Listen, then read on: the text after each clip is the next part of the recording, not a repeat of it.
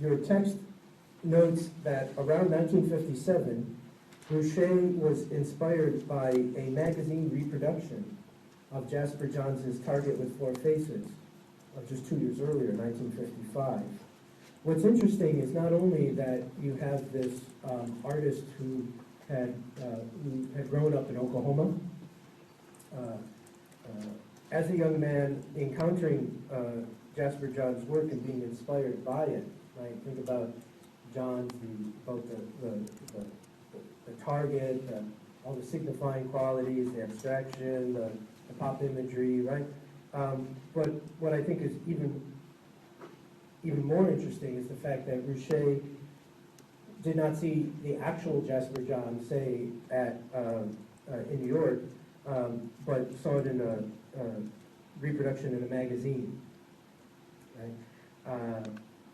Which is, of course, the way in which many people, including us, encounter and engage with works of art, right? Through their simulation, right? Through their reproduction, not in terms of their actual material presence, right? I always make the point that in these art history classes, we haven't seen a single work of art, right? We haven't actually encountered a single, we only are seeing these really bad copies, right? These images, reproductions. This is also important for Boucher because he becomes really the first to produce something called the artist's book. To think that that the book format can be a format that the artist can work in. And he produced these, they were self-financed, limited run, very simply designed, no text included, photo books.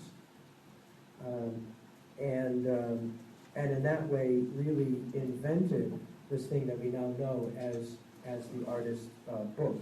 So to really think about art in terms of publication, in terms of book format, in terms of the kind of thing that you encounter in a book or magazine, not in a gallery, on a wall, on the floor, right?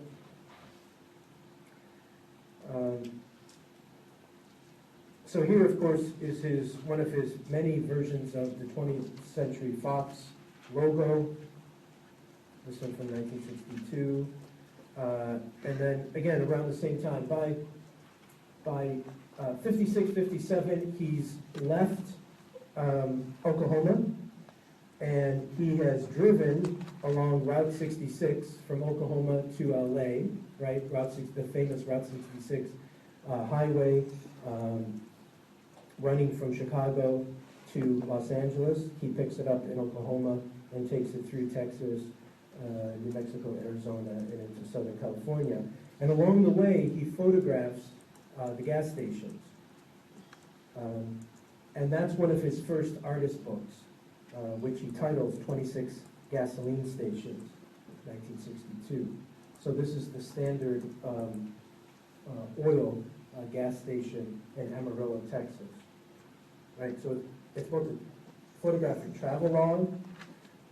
It's also the documentation in photography of seemingly banal, everyday, not to be considered art-worthy subjects, right?